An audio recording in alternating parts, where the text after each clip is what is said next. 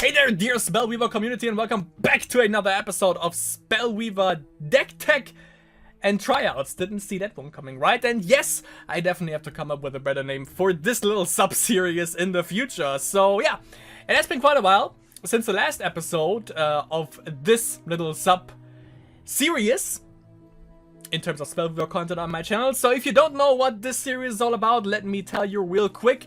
In Spellweaver Deck Techs and Tryouts, I showcase to you one deck that I personally came up with. I'm not gonna play this in ranked, obviously, because it's probably not gonna work in ranked in the first place, because number one, I made it, and number two, I made it. So I'm gonna show you the deck. I'm gonna explain the thought process behind this, which there is, even though I made it. And then I'm gonna place maybe like 3 friendly games, and then we're gonna see how this all works out. Friendly games, of course, are not the best, or don't set the best example to see if a deck would actually work in ranked. But let me tell you, at least for this deck, it's probably not gonna work in ranked. But this deck is solely for the purpose of you having fun. This deck is called Skatadors Control.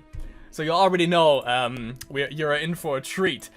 This deck basically all revolves around you using enemy creatures to fight for you, and that's basically all. That's basically the whole premise of this. It involves, of course, we need ramp because we need to get to our core card really fast, which is Skatadors Bidding. Obviously, that's the namesake of the deck. But I'm getting ahead of myself. Let's check out the deck list real quick. So we run Darius Stormborn, a hero that you don't see as often anymore, ever since YTX Comsiant hit the scene, because mostly people play him now. Lightning Storm, however, shocks and deals 1 damage to all enemy creatures. Basically, yeah, deals 1 damage to all enemy creatures, and it stalls the board for 1 turn, which is definitely a good thing for us, and we definitely want this. So, the thing is, we want to ramp up to a specific card, and I'm just going to show you the card real quick before I actually go into detail, which is Skatadors Bidding. As you can see, it's pretty costly. It's 4 aspects, 3 mana. So we want to ramp up for this card. But, of course, in the meantime, we could face Rush, we could face basically any decks that also ramp and get creatures out really fast. So we want to dampen them a little bit. We want a little bit of a dent, we want a little bit of safety, and we want creatures that deal with the enemy board until we can get Skatadors out. So for this, we have the Frost Elemental, number 1. When Frost Elemental enters the field, freeze an enemy creature, 2 aspects, 2 mana. If we get our ramp spells, we get that out pretty fast. And it's a good blocker, you know, 3 HP, 1 damage. Can deal everything if it just freezes it, basically, when it comes onto the field. 3 Djinn of Wishes allows us to look at the top 3 cards of our deck, and we can put an artifact or spell card from among them into our hand. Of course, he's asleep after that and can't attack or block. However, he is still a great body, 5 HP, blocks everything basically, and he mostly survives. 2 damage, deals with Rush greatly. Of course, it's a little bit expensive, but that's to be expected with that kind of ability. We have Shadow Step Assassin 4 times. In my opinion, the best early game drop. It's only 2 HP, 1 damage, but 3 speed. Blocks almost everything in the game, and it's deadly, which means everything it touches, it dies. Prinha is basically removal. That's why I only have 2 copies of this in the entire deck. We can put Prinha on an enemy creature with the same speed or lower speed than her, which is 2 speed. But if we have 2 Dominion aspects and 1 random, which in our case would be 1 wisdom, Prinha is a 4 speed and can literally kill everything, which is pretty nice. So yeah, we put Prinha on an enemy creature. After the enemy made his move, Prinha kills the creature and is on our side. We can't attack with her right away though. She is exhausted, and then when the enemy has his second turn, then we can block with Prinha. Yeah, it's a 3/2, but it gets buffed up to a 4 speed, 4/3 when we have 3 aspects, 2 Dominion, 1 Wisdom. And also, you know, pretty good early game drop. Basically, it's only 1 aspect, 3 mana, and basically a deadly 2 speed. We have Bloodseeking Mutant, which is if you run Dominion and you want some early game drops, if you have ramp, I would consider this early game drop, then it's awesome.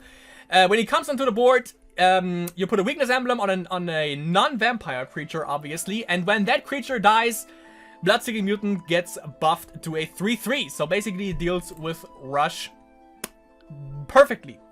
Bloodwell Matriarch. So we not only want to use enemy creatures, we don't only want the enemy creatures to fight for us, but we also, you know, maybe want to snatch up a fireball, a tornado outbreak, anything like that. And that's where Bloodwell Matriarch comes into play. At the start of your turn, it gets 1 energy, and we can exhaust her and play an action level card with level 2 or less from the enemy hero's graveyard using Bloodwell Matriarch's energy to pay its mana cost. And then we have to put that card on the bottom of the enemy's deck, which means it gets reshuffled. So if the enemy already used up 4 fireballs and we use Bloodwell Matriarch to use a fireball against him, obviously he has that fireball in his deck as well. But still, you know, who doesn't want the free fireball? It's pretty awesome. New Horizons is our Ram spell. Still OP, I would say. The best thing that can happen is if we have this in our starting hand and we go second. Because we can go up 1 wisdom level in the first turn, 1 wisdom level, use Spark, New Horizons, we have 2 aspects, and that's pretty much awesome, I would say. And we definitely need it for this deck, because we need to ramp up fast, and in the meantime we play creatures until we get our cards on the board that we actually want. Power Discharge also deals with creatures. One of the best removal cards in the game, I would say, because you can either shock, freeze, or deal 1 damage to an enemy creature, and it redraws itself. Flash Freeze is a little bit, well, it's actually the same. This one is 1 aspect, 2 mana. This one is 2 aspects, 1 mana.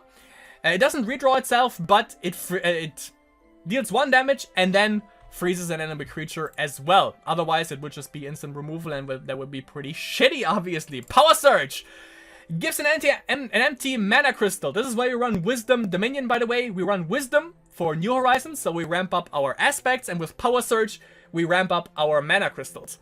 And if we have 7 or more mana crystals, it also redraws itself, so it's pretty on fleek later on in the game. Hypnotizing Whispers is a card that I don't fucking understand, because on paper, this sounds OP as fuck. Look at the top 5 cards of the enemy hero's deck. You may select a creature from among them and play that card. Oh, now I get it. Okay, put the rest back in any order. Apparently, I didn't read the, you know, the small text. You pay the cost of the card. That's why I couldn't play like a Elder Red Dragon on turn 1. That kind of makes sense, yeah. So Hypnotizing Whispers is only 1 mana, 2 aspects, and on paper it sounds OP, but obviously you have to pay the mana cost, so you basically need 5 mana. Even though that's still pretty insane, by the way, to think about it. You just have to, if you have 5 mana and you play Hypnotizing Whispers and you happen to top deck, or among those 5 cards from the enemy there is actually an Elder Red Dragon, you can just play that card. It's pretty insane. Of course, there's a lot of RNG and luck has to be played part in here, but yeah, that's why I only have 2 copies in this. No one really plays this, which is kind of weird though, because for a control list that runs Dominion, it's not that bad. Kind of weird that no one literally plays this. Skatadors Bidding. So this card obviously has been reworked before. If you didn't know, before the nerf or the death of this card, basically, because no one plays this anymore because it's considered garbage. What Skatadors Bidding was Skatadors Bitching. For one reason, you could choose between 2. Either at the end of your turn, you get half of your, or let's say you had 10 mana crystals, right? You used up all 10, you would get 5 life from this. Half of empty mana crystals at the end of your turn, you get back as health, or if the enemy has 10 mana crystals and he used up all 10, he would get damaged for 5 damage to the face. You could choose either one of these options for Skatadors Bitching before. And then, of course, everyone was complaining because Wisdom Dominion ran Skatadors Bidding. Every Dominion deck basically ran Skatadors Bidding. Also, Vampires ran Skatadors Bidding, by the way, because it's just an awesome card, you know? Just benefits you every time you play it, basically. So the devs jumped in, and the community obviously decided for a change, and this one was the most upvoted, and everyone didn't know how that happened because the card is just complete trash now. At the start of your turn, put the top card of each hero's deck under Skatadors' bidding. A little bit of milling, kinda. During each player's turn, that player may play one card under Skatadors' bidding, ignoring its level requirement. Basically like Hypnotizing Whispers, the only thing, I think, you need to pay is the mana cost. So, what this means, the first card, at least to my knowledge, the first card from the enemy and from you, let's say it's my turn, right? The first card at our top deck is going under Skatadors, and I draw another card. And if I click on Skatadors, all the cards that are under Skatadors, I can play. Only one of those, however, every turn. The enemy hero can do the same. Like, let's say the enemy plays like a Reanimator list and there happens to be a Bezarok in there. I think that's how it works, I'm still not too sure. But if I happen to have 4 mana, or if the enemy happens to have 4 mana, he can click on Skatadors, click on Bezarok, and play him. Which is pretty cool. And this is why no one plays this, by the way, because it can really bite you in the ass. And this is also, by the way, why we don't have any high-level creatures in there. We could technically put Entriel in this deck. We could run it like a Reanimator list, because we don't really need the levels, we only need the mana. But the problem is, if you don't have the mana, and there's an Entriel under there, but the enemy has the mana, then he has an Entriel on the board, which is pretty detrimental, obviously. And this is also why we have all the removal, but technically you could do that, I think. You could run this kinda like a Reanimator list. By the way, right here we have put under. Putting a card under another one removes all statuses, emblems, and attachments. When a card leaves the field, the card under it go to the graveyard. There's a typo, by the way. Which means, by the way, of course, if I play like an Elder Red Dragon from the enemy and it dies, however that might happen, maybe with Ray of Righteousness, that could be a thing, then of course it goes to the enemy hero's graveyard, obviously. But yeah, that is the namesake of the deck. We want, and you know, it's a fun deck, because, as I said, Skatadors bidding, if you play this competitively, you get fucked in probably in every way possible. But you know, it's a fun thing. And by the way, I have one video on my channel where I commented on a game, and one player, I think it was a midweek conquest one, and one player actually ran Skatadors bidding, and that game was pretty awesome. It even featured the Apocalypse. And just check it out, you know, in the playlists, in all Spellweaver videos, just check out for the one with the Skatadors bidding thumbnail. It's one hell of a time. And we have Lamp of Saphir, also a card that I really like, by the way. It's 2 wisdom aspect, 2 to Mr. What the hell? 2 wisdom levels, 3 mana, and if we pay 2 additional mana, you can play this. You can play this in 1 turn and then ready it right away, and it will go face. Ready Lamp of Saphir. It becomes a 4/3 2-speed Djinn creature until end of turn. It goes face for 4 damage, and yeah, if it's the end of your turn, it goes back to being an artifact, which is pretty damn awesome. We have 2 Valley of Ancients, the new card. If you don't know, now you know. When you fail to find a shrine with Divine Offering, you may put 1 copy of Valley of the Ancients from your deck into your hand, then shuffle your deck, and you can play it either for 1 random aspect, which is gonna stay 1 random aspect, 1 which you don't want to use, by the way, because we need exactly 2 Dominion and 2 Wisdom. Either for this or for 1 additional mana crystal. I think they patched it, by the way. Before it was an empty mana crystal, which apparently wasn't the intended use, or 1 additional card. We have 7 Wisdom Shrines, 8 Dominion Shrines, and 2 Cathedral of the Night, because, you know, poison. Because vampirically touching something is still pretty neato. So, yeah, that is the whole thing. It's a fun deck. That's all you can, that's all there is to it. Let's see what we are able to find. By the way, mostly, if you don't know, if you don't really play friendly games, the most things that you run into in friendly games is either Rage Rush with Whitex, Helix, Comseant, or Soldiers. So, Rush is still pretty popular in friendly games, which I don't really understand, because it's fucking friendly games, so be creative! But with that being said, we're gonna see how this goes, how this deck fares. I played 2 games, by the way, so far. The first game, I lost. The second game, I won. And it's one hell of a drag, by the way, but that's mostly the case for Darius control decks, I think, because, you know, we have 1 turn heal, which is a control deck with features Darius.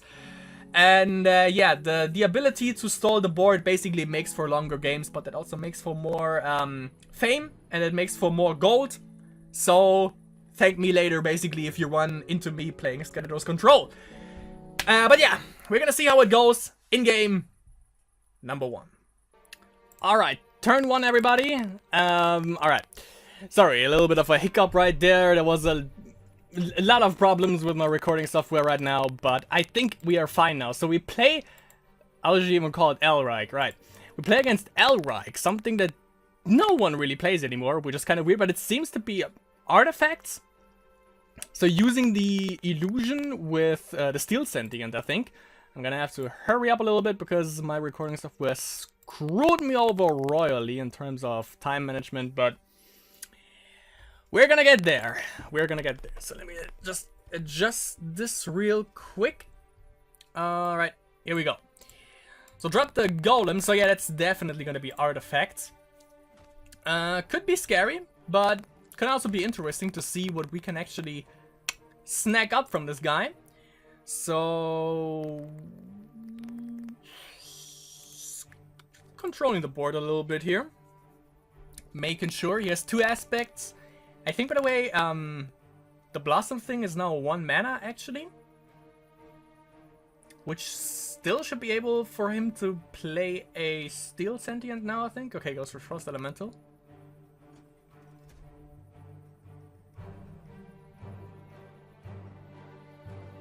He might have another removal card, so I'm just gonna make sure that I get rid of this.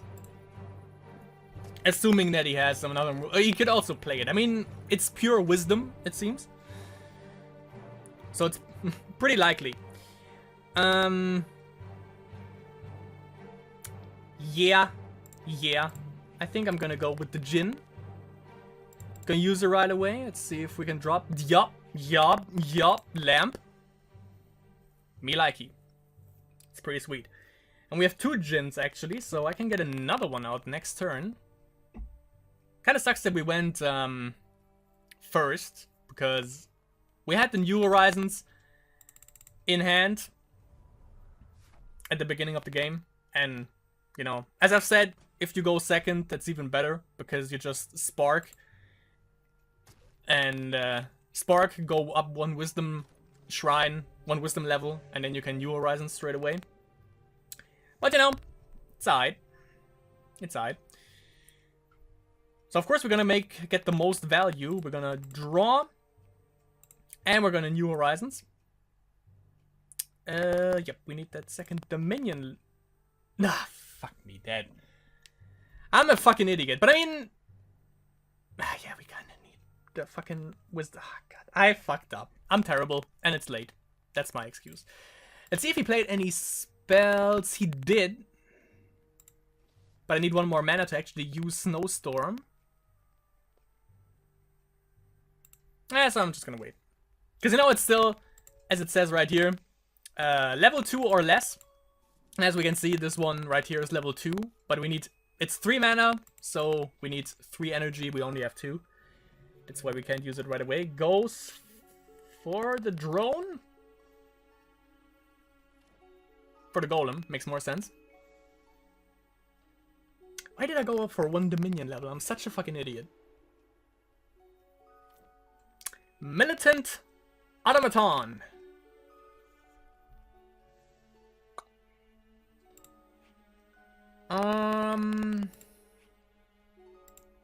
There's 1 Skatadors.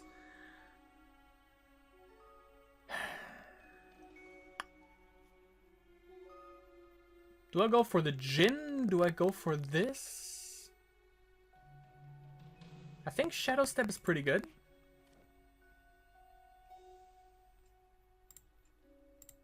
Might as well gonna use Snowstorm. It's only gonna be 3 damage that he has to distribute. Can use this all on the water elemental. Frost elemental. The shiny one. Okay. That's quite something, isn't it? So I'm gonna go for card draw. Would like to DO again. But I guess I'm gonna go Djinn. Not gonna use him though. Call me crazy, but I won't. And I definitely need that second wisdom level, not only for Jin, for a lamp. Electrostatic armor. Huh. But also for hero ability, by the way. What does that do now? Is it still the same?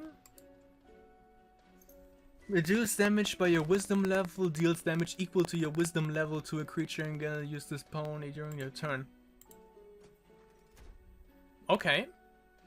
So it can basically kill this, is what you're saying, right? But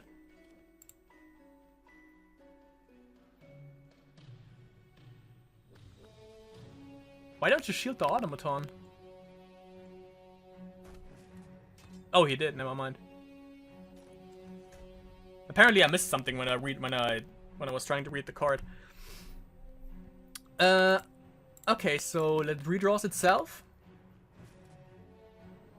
Bird? Oh, reduce. Oh. Yeah, well, I can also do this. No biggie. Toss that lamp.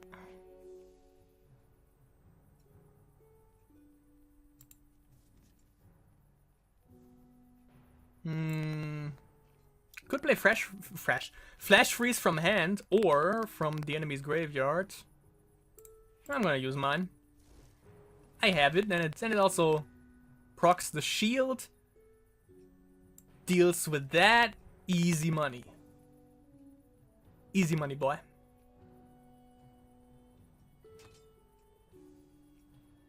Right. Oh, and he has Rune of Insight. Oh, well, yeah. They have a couple of one drops, obviously. He could have bumped up the Militant Automaton a little bit with the energy and then go for the Illusion Twin. I think that would have made more sense, but I mean, you know, it's you who plays, so who am I to judge, right? So that should actually kill it though, right? Since it's frozen. But I mean, it reduces damage by 3 now. With the wisdom level, I think, if he uses it. I don't know how that fucking shit works.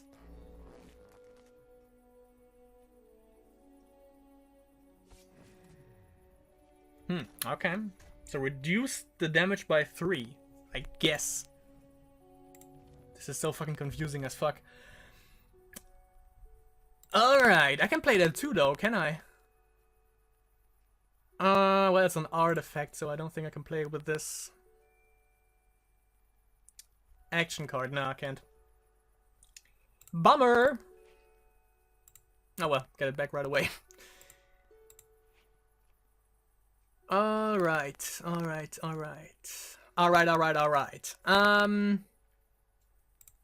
We can drop 2 of these actually.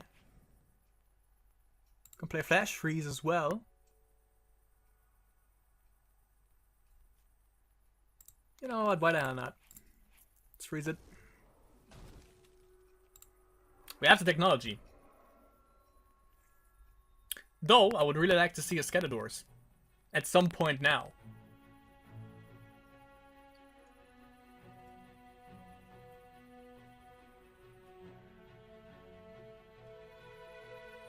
So there's a 1-drop coming. Kinda expected that, to be honest. That kinda sucks. Diminished my... Oh, well, I can actually also... I can use that too now. I could parallel Evo one of my Bloodwell Matriarchs, or if he doesn't decide to attack. Yeah, I'm gonna keep that Alright clone and just turn it into... this into this. Thank you, I'll take that. And I'm also gonna do that. How you like me now? Killing that because it makes me angry. Could New Horizons. I'm actually gonna keep it. Let's see. Well, there goes the fucking 5 aspects, because I'm a fucking dumbass. That deals with this board. Also summons me that, which is pretty neato. I like this, you know, using the enemy's spells, and if we happen to hit Skatadors creatures to our advantage. I fucking love it. So manipulation game number 1. Ultimately, honestly, it's 11:30. I woke up at 8 AM today. That's why I made that misplay, but I'm still fucking sorry. Like, yeah, of course I have 2 Dominion aspects and 1 Wisdom. Of course I need 1 more Dominion. No one does or says that. But okay, game number 1, we actually won without using Skatadors. But you still see the idea behind it, you know, using every card the enemy has to our advantage. That's pretty fun, I gotta say, because we have basically every spell and every creature in existence at our disposal as long as the enemy has it in his deck, which is pretty neat. So yeah, that was game number 1. Let's see if we can keep that shit up in game number 2.